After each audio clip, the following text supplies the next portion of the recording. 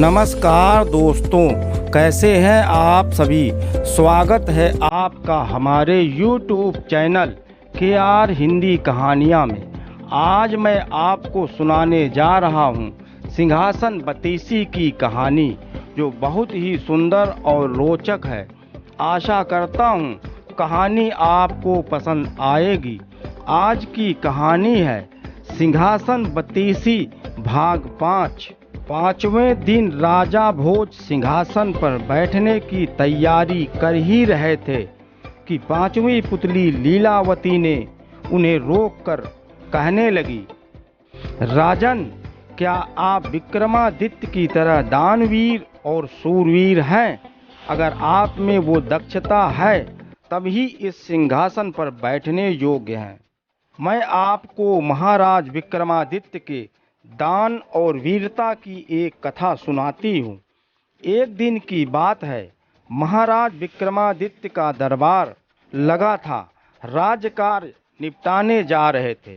तभी दरबार में अपने आप को ज्ञानी बताने वाला एक नगर पंडित आकर उनसे मिला। उसने कहा कि अगर महाराज तुला लग्न में अपने लिए एक महल बनवाएं तो राज्य की जनता खुशहाल रहेगी और हमारे महाराज की कीर्ति चारों दिशाओं में और फैल जाएगी।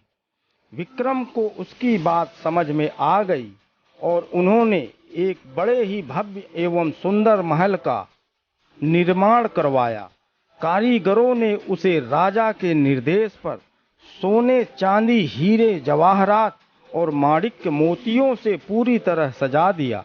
जब महल बनकर तैयार हुआ तो उसकी भव्यता और छटा देखते ही बन रही थी। विक्रम अपने सगे संबंधियों तथा नौकर चाकरों के साथ उस महल को देखने गए।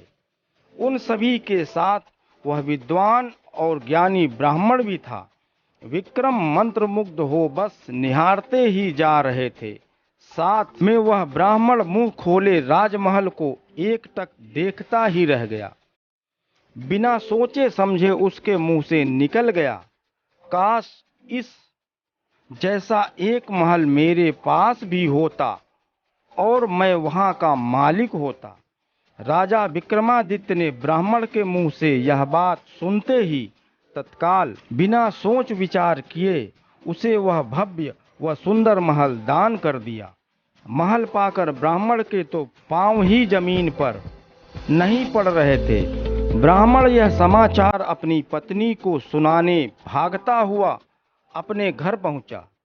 उसे खाली हाथ आते देख ब्राह्मणी का गुस्सा सातवें आसमान पर चढ़ गया। वह कुछ बोलती उससे पहले ही उसने उसे हीरे, जवाहरात और माणिक मुक्ताओं से जड़े हुए महल को दान में मिलने की बात बता दी।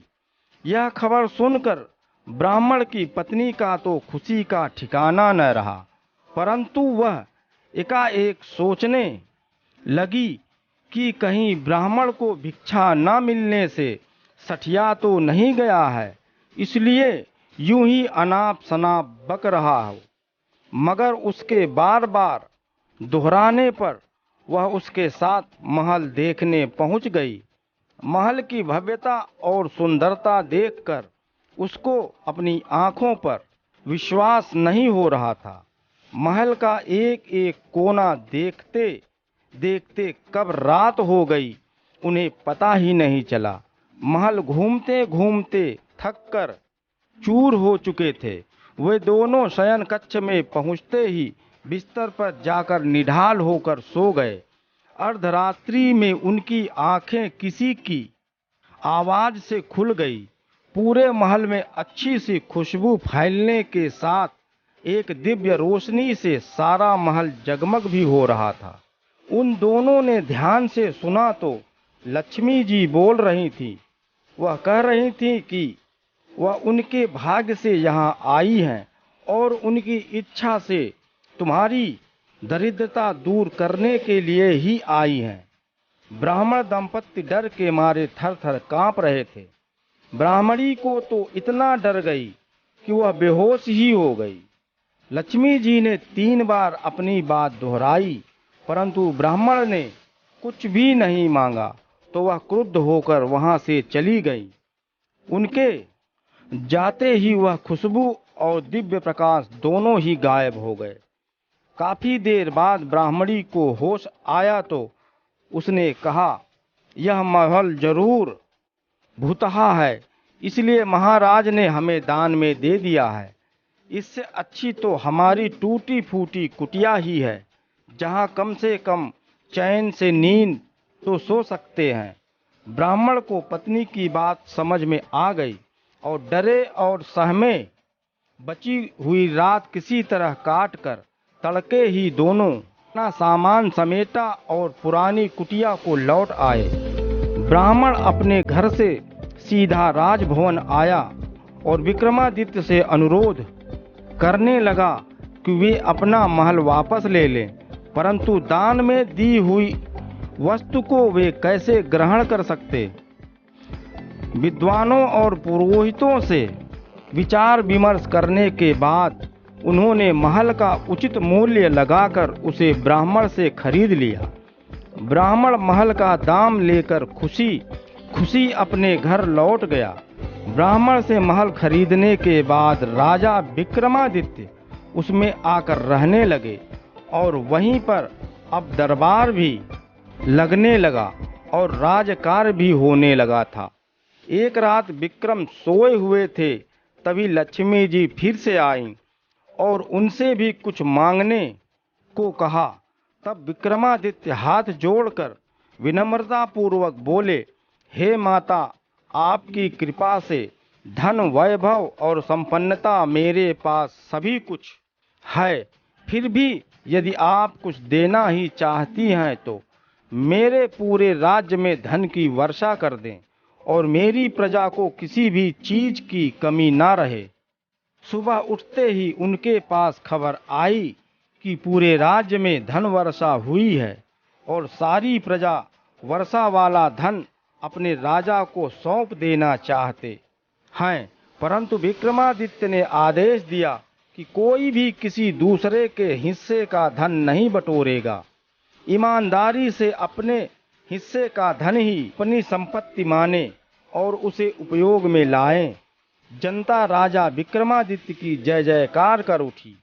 इतना कहते ही पुतली लीलावती बोली, हे राजन, बोलो, इस कथा के बाद क्या तुम अपने आप को इस योग्य पाते हो कि इस सिंहासन पर बैठ सको। राजा भोज फिर निराश हो गए और अपने कक्ष में लौट गए। अगले दिन राजा को छठी पुतली रवि भामा ने सिंहासन पर बैठने से रोक लिया। आगे की कहानी अगले भाग में। कहानी सुनने के लिए धन्यवाद। दोस्तों, कहानी कैसी लगी बताइएगा ज़रूर। आशा करता हूँ पसंद आई होगी। यदि आप हमारे चैनल पर नए हैं तो चैनल को सब्सक्राइब करें और घंटी वाला बटन ज़रूर दबाएं ताकि आप तक आने वाली नई कहानी की नोटिफिकेशन ज़रूर मिल सके। कहानी अच्छी लगी हो तो लाइक और शेयर करना मत भूलिएगा। मिलते हैं अगली कहानी के साथ। नमस्कार।